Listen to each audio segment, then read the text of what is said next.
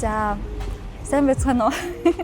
За бид Японы зохиолч Toshikazu Kawaguchiгийн кофе өрхөөс өмнө номын талаар ярихад энд ирсэн байна. Тэгээд өөртөө танилцуулал. Тэгээ нөө Батөргөл Бацаахан гэдэг тийм channel явуулдаг. Болохоор Ояанд гэдэг энэ номын орчуулгын редактороор оролцсон. За би бол намайг Ариусна гэдэг. Одоо Монсүдэр хэвлэлийн газар маркетингийн менежер ажиллаж байгаа. Тэгээ гурлаа ерөөхдөө кофе өрхөөс өмнө зохиолол нэлээд уншсан, киног нь үзсэн. Тэгээд өөртөөхөө гоё сэтгэлийг ярилцъя. За энэ ер нь бол хамгийн гол асуулт нь ер нь уншаагүй хүн байсан ч гэсэндээ хүний шууд мэдрэмжлөө ингэж асуудаг асуулттай. Тэр нь болохоор хэрвээ танд өнгөрсөн цаг руу буцах боломж байсан бол хинтээ уулзах байсан бэ гэдэг асуулт ер нь бол хүмүүсийн сэтгэлд шууд ингээд орж исэн гэх юм уу. Тэгээд ер нь та тийм боломж олдвол өнгөрсөн рүү буцах уу? Тийм миний хувьд бол яг энэ асуултыг бодож ирсэн. Нэгдүгээр яг амар гоё боломж ингээл өнгөрсөн рүү буцаал ингээл тэр үед ямар авах байсан бол гэж бодсон. Гэтэ ингээд яг миний хувьд хувь хүний хувьд бол нэг тэгж амар өнгөрсөн рүү яг тэр үед л буцмаар байна гэсэн зүйл байдгүй. Гэтэ ингээд өөр хүмүүст өөр янз бүрийн буцах зорилго байдаг гэж магадгүй. Чиний хувьд? Тийм миний хувьд гэсэн өнгө ижил. Гэхдээ хэрвээ нөө зайлшгүй явах шаардлагатай гэвэл мэдээж нэг тийм бага нас руугаа ч юм уу те нэг аж аргалтай хамгийн аж аргалтай өдрүүд рүүгээл буцах байлоо гэж бодож чинь. Дахиж тэр үеийг мэдрэхийн тулд гэх юм да тий. Тэр үеэрээ буцах байсан болоо. Би бол яг нэг үйл явдал бодогдчихсан юм л та. Гэхдээ яг ерөнхийдөө ярих юм бол айгу хин нэг гомдоох үг хэлжсэн гэх юм уу? Тэрийгэл өнгөрсөн цагт очиод чимээгүйгээ тэгж хэлвэсэн байх юм байна да.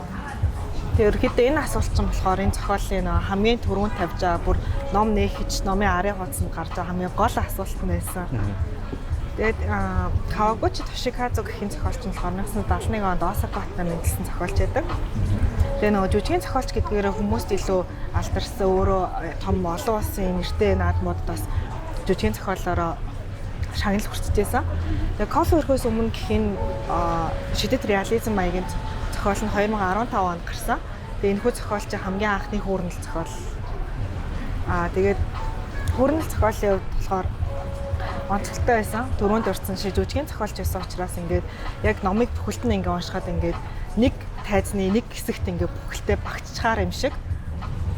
Бүхэлдээ ингээд багтаад ингээд зөвхөн нэг кафе хідэн суудалтай. Тэгээд цөөн хэдэн тооны дөрүүттэй.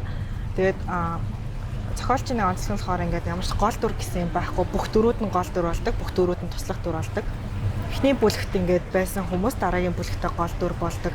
Тэр хүмүүс нь дараагийн бүлэгтээ туслах дүр нь болдог ч гэх юм уу те. Ингээд шугамын хувьд болохоор ингээд аль альсандаа хамаараа явчихдаг. Тэгээд мөн жүжигийн зохиол боловч тэр нөгөө нэг бидний ердөө унш татсан тэр нөгөө нэг сонгодог зохиолуудыг бодвол харьцангуй уншихад амар хэлбэр байсан. Сонгодог зохиолуудыг чи ингээд уншаад явхад одоо нэг дүр дүрслэл ингээд нэг үйл явдлыг өгүүлэх гэж баг 2 3 нүүр ингээд яруу хэрэглүүртэй ингээд адилдах зөвлөлөөр ингээд явцдаг байсан бол энэ л нөгөө үйл явдал нь голчлцсон. Тэгээд дөрүүдийг болохоор зөвхөн үйл хөдлөлөөр нь илүү одоо зан чанарын тодорхойлдог ч юм уу те ичимхий үн болохоор ингээд нугтаадаг ингээд юм бардам үнийг болохоор ингэж яадаг гэх мэтлэн үйл хөдлөлөөр нь хүний зан чанарыг айгуу тодтогсон учраас нөгөө бичлэгийн хувьд гэсэн айгуу тийм цоо шинэлэг надад бас санагдчихсан. Тэгээд зохиолын хувьд болохоор 4 бүлэгтэй.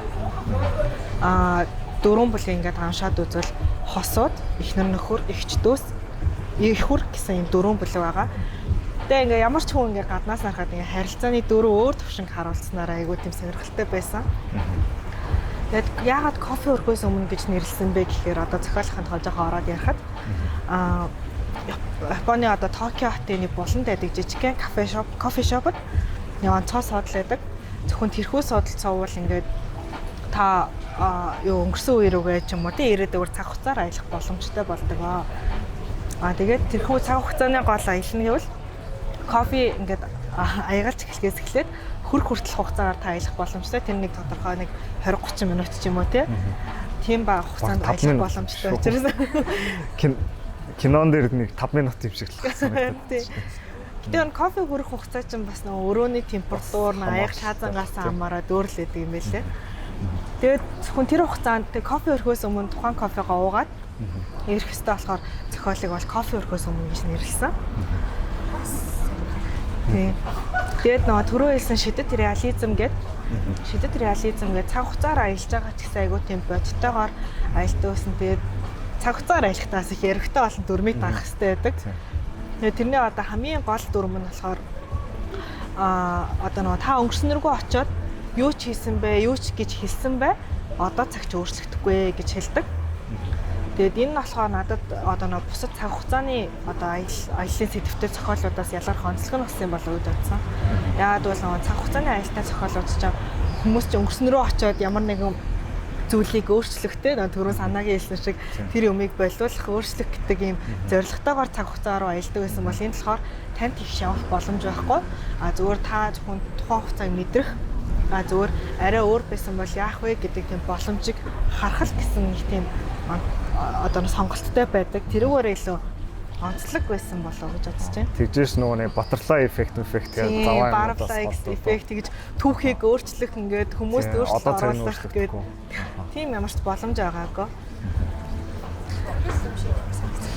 Тий, надад бол уншаад ер нь бол зүгээр амар сэтгэл хөдлөхөн байсан.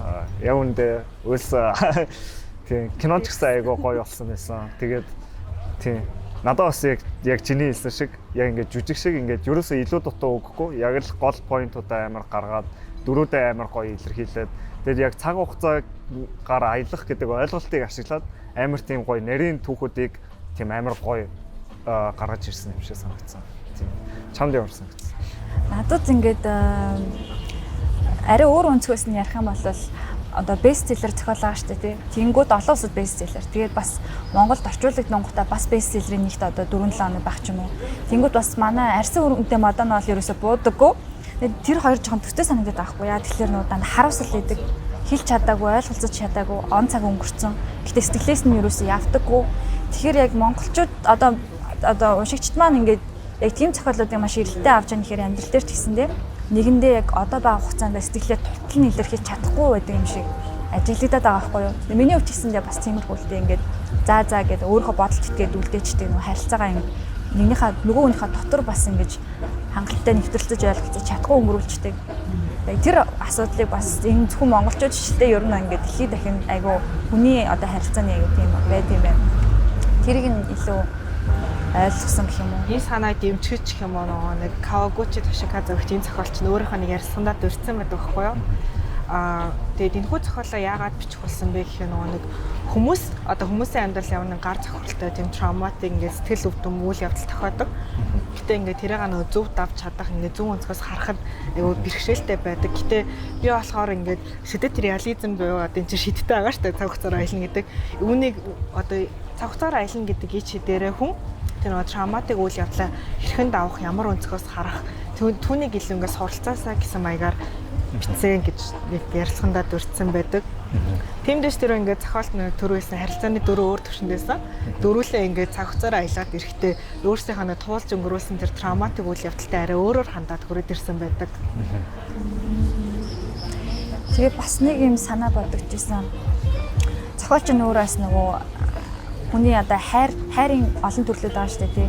Хосууд байна, их үр байна, эгч дүүс байна. Тэнгүүт хайр байгаа үед мэдээж хүний л амьдрал учраас хагцлаг байсаа байна, төсгөл байна. Тэгээд Альфред Адлер хэлсэн байдаг шүү дээ. Хайрын гол зорилго бол сайхан хагцхын төлөө байдаг гэдэг нэг тийм ном байдаггүй. Жаргалтай байх зориг дээр яг тэгж гардыг.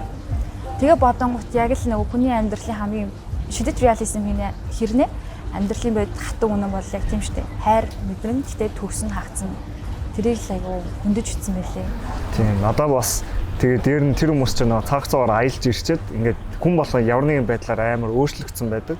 Тэгээд тэр нь миний бодлоор ингээд амар нөгөө оптимистик яг ирээдүйд нөгөө нэг зорьсон тийм утга учиртай амар байгаад байдаг. Одоо жишээлбэл тэр нэг Фумико ч юм шүү дээ. Найз залуу нь ирж болох юм байна.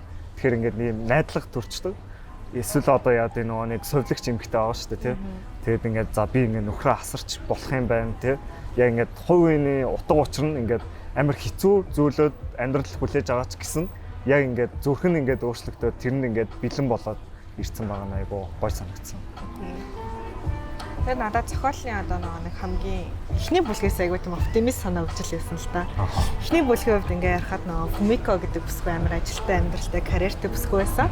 Тэгээд найз залуутайгаа бас нөгөө бараг 3-4 жил ч юм уу тийм үерхэд эхэлчихсэн байсан. Гэтэл найз залуу нь өөрийнхөө нөгөө хүсэл мөрөөдлийг өгөхгүй Америк руу ажилд явдаг.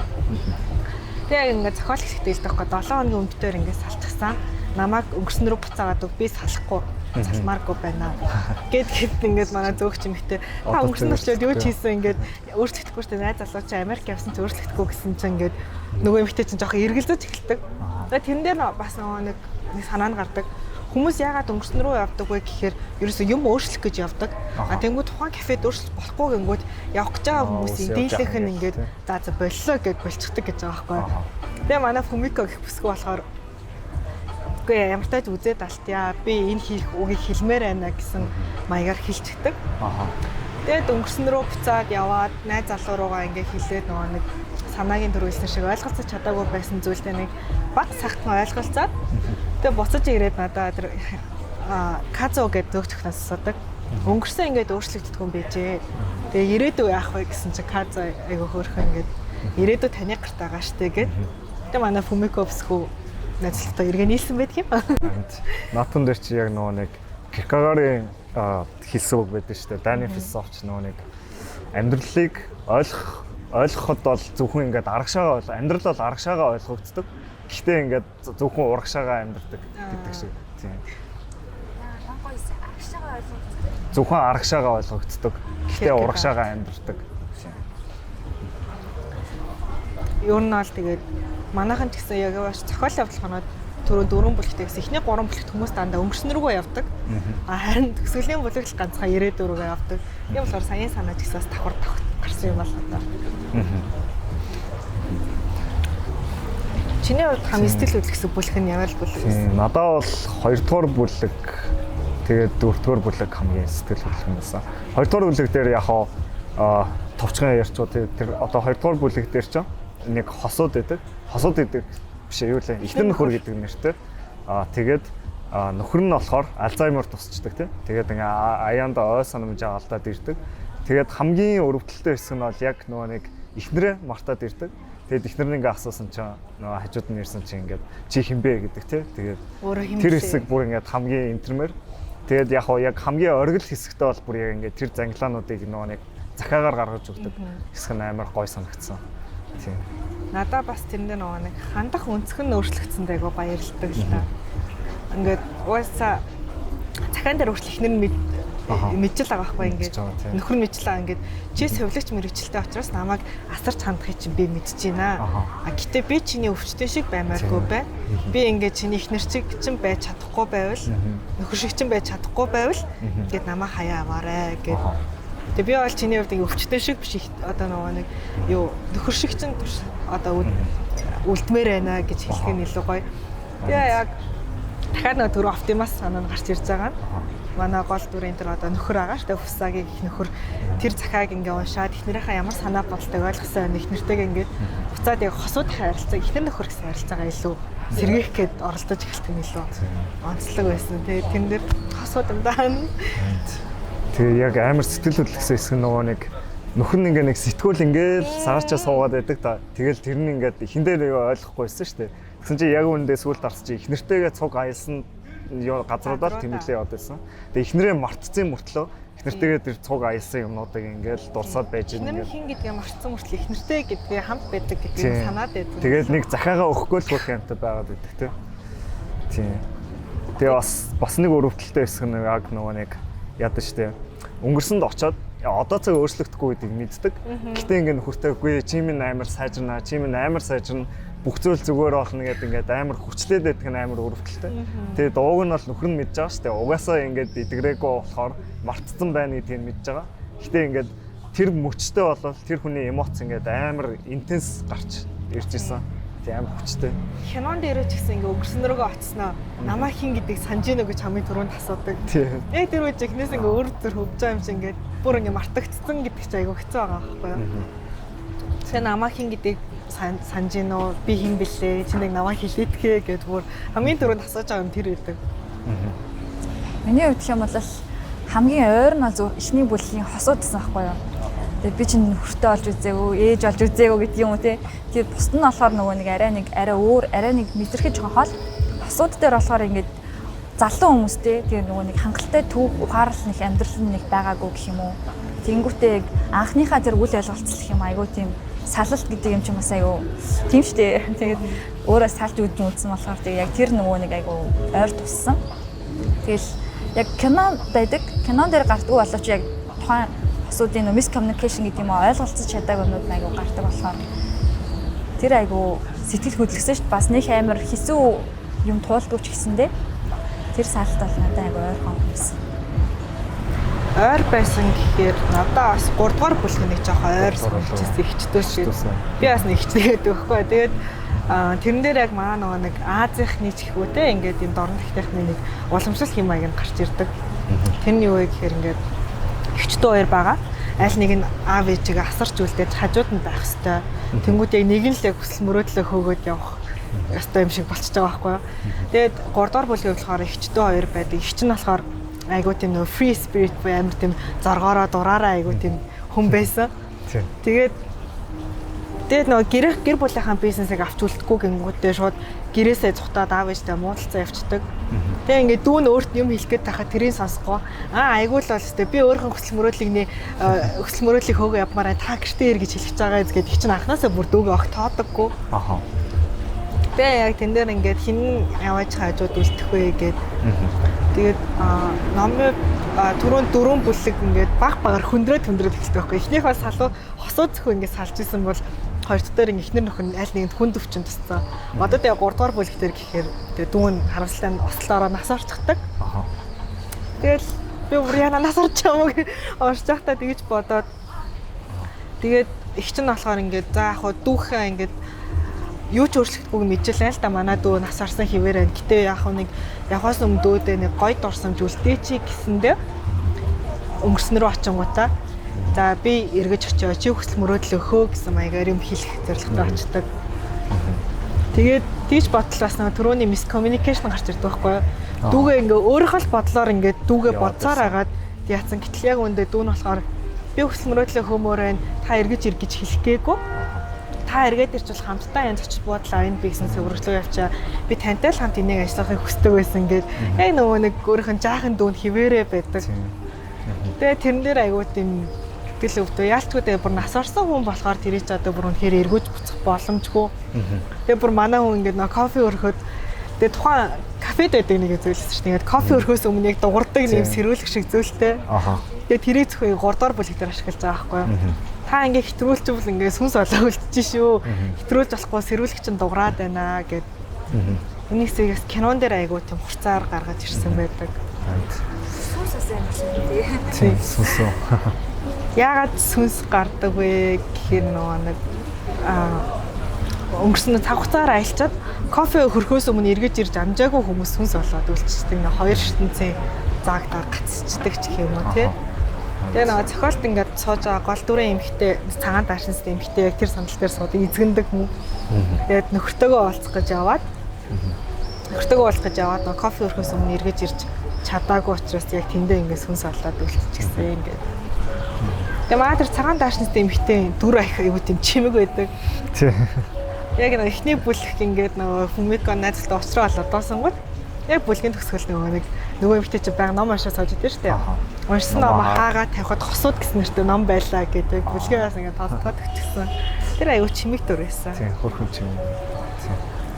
Одоо манай подкаст чинь бас нөгөө Батөрөлийн сугаар давхар явж байгаа тий. Тэр бид ер нь өөрөө чинь зүгээс бас юу гэж бодож юм бас харамслын талаар ярих гэсэн. Харамслын талаар.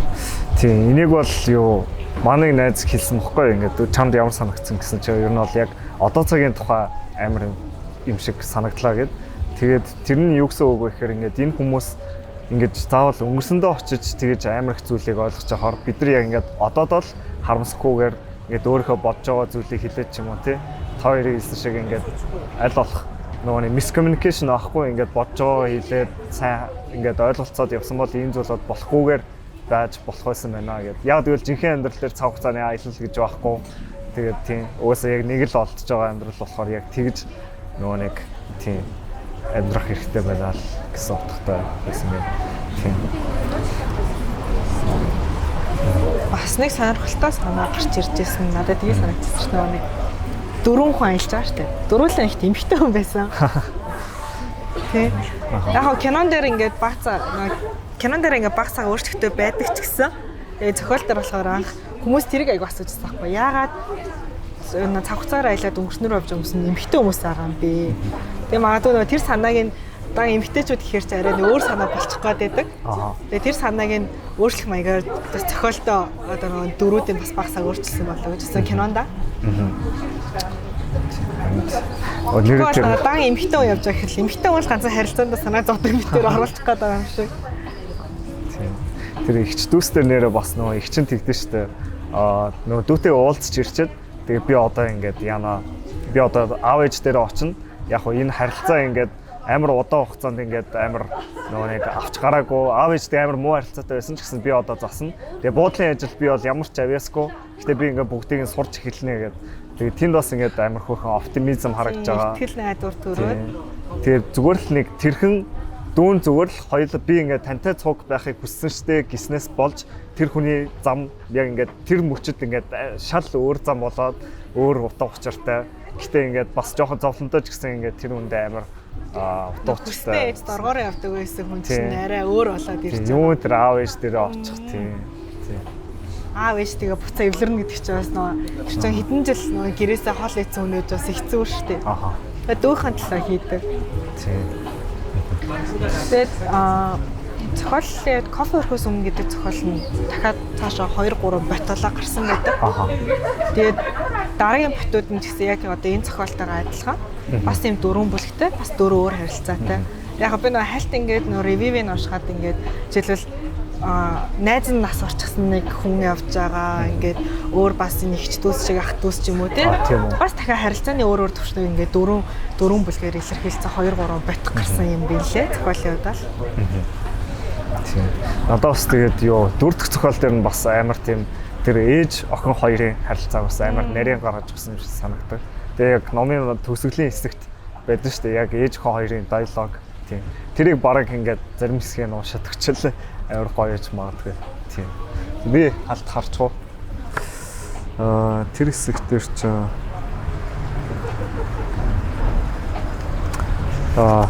түүхийн нэглээд товч ярих уу? Яг энэ талаар тийм. Чи дөрвөл ярьчих. Одоо за тэрэн дээр ч юм бол ингэдэж штэ. Нэг эмэгтэй айгу бие муутай. Гэтэ ингээд жирэмсэн болоо хүүхдээ төрүүлэх болоогүй болоо тэгээд ер нь бол баг амьд гарах болоо гэд яг үүндээ ирээдүйд юу болохыг мэдэхгүй байгаа. Тэгээд ер нь бол ингээд кафе дотор үйл явдал болж байгаа ирээдүүлөө аялдаг тийм. Тэгээд ирээдүүлөө аялаад охинтойгоо уулздаг. Тэгээд яг тэр үедээ ингээд өөрөө амьд гараагүй гэд мэддэг. Тэгээд одоо тэр чинь ингээд амиа золиослон байж хүүхэд төрүүлж байгаа шүү дээ тийм. Тэгсэн мөртлөө ингээд амар хөөрхөн очоод нөгөө охинтойгоо уулзахдаа хэлэхдээ одоо энэ хороод би чамаагаа төрүүлэхээс өөр зүйл хийж чадсангүй дээ. Чи минь намаагаа уучлах чадах уу? Гэхдээ охин минь намайг яаж уучлах билээ гэд тэгтлээ их ганцаар дуулчихаа тэгээд ингээд өөрийгөө гэхгүй би ингээд өгчлээ штэ гэхгүй ингээд миний охин яаж байгаа бол миний охин ганцаардчлаа би хөөхий төрүүлэхээс өөр юу ч хийж чадсангүй гэд тэг энэ яг хандлага нь ингээд надад өөр амар хөөрхөн санагдсан. Тэгээд тэр үед нь тэгээд тийм чамаагаа тээж төрүүлэхээс өөр зүйлээ би чадаагүй шүү дээ. Гэхэд яг ингээд тэр хоёр ингээд уйлж эхлээд тэгээд тэр үед нь ингээд яг охин нь нөгөө нэг ээжигээ аахуудаа ээжээ гэж дууддаг. Тэгээд тэр нь бас ингээд тэр ээж хүний хувьд ч гэсэн хамгийн анх сонсож байгаа хүний хамгийн анх тэгэр сонсоход бол айгүй тийм сэтгэл хөдлөм хэсэг байсан баха тийм. Яг энэс уус хамгийн сэтгэл. Юу нэг ээж хүүд их хүрээ холбоо гэдэг нөгөө нэг ямар ч зохиолт ямар ч кинод хамгийн тийм хүн сэдвэн байгаад байдаг та. Тэгээ яг ингээд сэдвэн ингээд салалтаас эхлээл хүндэрсээ хамгийн сүүлд хамгийн хэцүү дээр буюу их хүр дээр очиж байгаа байхгүй юу. Тэгээ яг юм травматик юм амар хэцүү үйл явдлыг яаж давах нь илүү чухал. Бас тэгээд яг ингээд Япон зохиол болооч тэр ингээд дөрүүд нь ингээд нэг тийм амар үнж амар тийм зөөлөн яг тийм Япон уур амьсгал ингээ кафенаас нь хүртэл мэдрэгдээд байдаг. Тэгээд энэ дэр чи ингээ ирээдүүлээ аялахад тэр чи ингээ цаг хугацаагаа олох хэрэгтэй шүү дээ. Яг хаана хизээ аялах хэрэгтэй ингээд. Тэгээд за одоо жишээлбэл за 2030 оны тэр өдөр гэх юм бол тэр өдөр нь заавал одоо тэр охин нь байж ах хэрэгтэй гэдэг. Тэгээд тэр өдөр аялчаад энэ ч өөрөө мэдчих авдсан шүү дээ. Тэгээ үнэхээр манай нөхөр байгаа бүхнээ хийсэн байна. Амар олон жилийн дараа ч гэсэн охин нь том болсны дараа амлалтандаа хүрсэн байна. Тэгээ энийг мартаагүй байна гэд яхаарахгүй юм нэг тийм амар үнэнч характер амар үнэртсэн ном. Энд дээр би нөгөө ирээдүйн рүү аялах боломжтой байгаад бас айгүй баярлсан шүү дээ. Хүмүүс дандаа өмнөх 3 жилийн хүмүүс дандаа өнгөрсөн рүү аялсан шүү дээ. Тэгсэн чинь ирээдүйн рүү аялах боломжтой юм уу гэж болно шүү дээ гэхэд манай Казо яг өдрөө хэлчихээ. Бид яг тэр өдөр чинь аялуулах гэдэг бүр ингэ батна гэд нөгөө зохиол дээр баг бичээд авсан юм дээ шүү дээ. Санаагаар дөр ямар байсан бэ? Би бол яг айгу сургамж авсан гэх юм уу? Яг олон талаас нь бодож үзэхэд хүрсэн харилцаануудыг одоо гэр бүлтэй, ээжтэй хандлагт маань айгу question хийсэн гэх юм уу? Одоо ингэ байж лээдэг юм шиг ингэ байдаг шүү дээ гэр бүлтэй ер нь ингээл. Гэхдээ хизээ нэгэн цагт тагцл ирнэ. Тэр үед би харамсгүйгээр одоо цагтаа бүрэн дүрэн энэ хүмүүстэй сэтгэлээ зориулж чадчих нүггүй юу гэдэг айгу асуулт надад ирсэн. Тэгэхээр айгу тэгэл бодсон шүү дээ. Хизээ нэгэн цагт хизээч уулзгүйгээр хагцсан. Тэр хүртэл ингээд айгу байж байдаг зүйл биш ингээ хүндэтгэлтэй талархалтай хүлээж авах хэрэгтэй байна гэж айгу нөлөөсөн надад бол шууд нөлөөсөн. Яалчгүй ингээд нөгөө зохиолын шууд хөндөж байгаа асуудал нь цаг хугацааны шугам те өнгөрсөн одоо ирээдүйдээ хүн яаж хандах вэ гэдгийг шууд зорчихсан байсан болох надад айгу сонирхолтой байсан. Ер нь нэг тийм багсаг тийм марзан бас тийм юмнууд байгаад байсан. Хөнгө хошигнол маягийн. Надад зин бодсон айгу боддог. Тийм жишээлбэл маа нөгөө нэг кафе эзэнтэй нагаараа гин дүр болохоор ингээд хийж байгаа юмд амарчлыг зориулдаг. Тийм болохоор нөө цэцгийн тосон хүртэл хамгийн үнэтэй материалаар хийгээд хүмүүст өнгөө өгчдөг ч юм уу тий. Нэг тийм багсаа юм дөрүүдийг тодорхойлсон юмнууд айгу байсан. Тэгээд эхнэрээ нөгөө нэг өөр айгу тийм нөгөө бүдүүн хатуу биетэй нэг юм том биетэй нэг юм эв хавгүй хүн. Гэсэн мөртлөө ингээ эхнэртэй амар зөөлөн ханддаг ч гэдэм юм уу тий. Тийм. Тэгээ зохиолч маань өөрөө бас манай лидер цэгийн дээр бас ярилцлага нь орсон. Тэн дээр өөрөө яг зохиолоо бичих яг бүр анхнаасаа тэр жүжиг бичгээсээ нэг хөгжлийн бэрхшээлтэй хүнтэй танилцсан гэж байгаа байхгүй юу? Нэг хөлөө тайруулсан автослоор. Тэгээд өөрөө төсөөлөхтэй энэ хүн ингээд нэг хөлөө алдсан аюу хэцүү байдаг бахтаа л гэж өмнөөс нь бодсон юм шиг.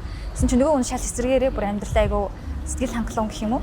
Тэгээд асуусан юм байна л да ингээд өнгөрсөн цаг одоо цагийн магадгүй зохиолчхон тийм энэ талаар бичсэн гэж бодол төрж исэн ч магадгүй. Тэгээд таны одоо ингээ өнгөрсөн цагийн баталгаа бол та ингээ өнгөрсөн цагт тосолд ороод хүлээ алдсан. Тэгээд та одоо яг тэр харамсдаггүй гэж асуусан юм шүү. Тэгсэн чинь тэр хүн нь болохоор хариулахдаа би юусаа харамсдаггүй. Яагаад тэгэхээр яг өөрийнх нь тэр нөхцөл байдал нь эхнэртэй илүү хайртай болох шалтгаан болсон байхгүй. Тэгээд мэдээч эхнэртэй болоод хайр дурлалтай болоод яг суух болсон чинь нөгөө эхнэрийнх нь эцэг их нь хүлэн зөвшөөрөхгүй.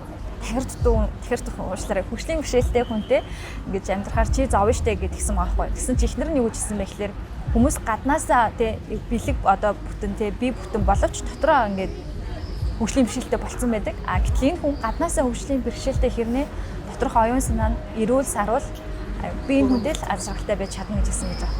Тэгээ нөгөө нь болохоор баг тэр байдал нь илүү одоо тэр нөхцөл байдал нь яг ингэж хангалттай. Яг тэгээд ер нь тэр зохиолыг бол бичгийг одоо аягүй хүссэн гэдэг чинь. Бараг тэр дүрээ нөгөө Кейн дүрээр гаргасан юм шиг тэр санаагаа манай Кейч нөгөө багаасаа зүрх муутай амар нөгөө нэг эмнэлэгт аягүй олон цаг хугацаа өнгөрөөсөн байдаг шүү дээ. Гэтэ ингээд бүр өдөр болгоныг амар тийм аз жаргалтайгаар тийм яг хин шиг манай их хэрай шиг те ингээд ийм free spirit маягаар ингээд өдөр болгоно аягүй фүүл өнгөрөөдөг байсан. Инээ танаа дүүр хэдий бие нь өвддөг байсан ч гэсэн. Тэмээ одоо тэр санаа гарч ирсэн. Тэгээд тэр хоёрын нөхөртөөгөө таарсан анхны уцрал нь гэсэн тийм байсан шүү дээ. Нөхөр нь осол дараад ингээд бүр биеэ бүтэн боолгоолцсон. Тэгээд нөгөө моми ир гэдэг анхаардаг байсан. Тэгээд моми ир тэгээд нэг юм том биетэй ингээд ийм ив хавгүй байсан болохоор өөрийн тийм хамгаалах чадвартай юм шиг те. Тэгээд тэр хоёр чинь хэсэг үерх цагаан шоо суучдаг. Тийм.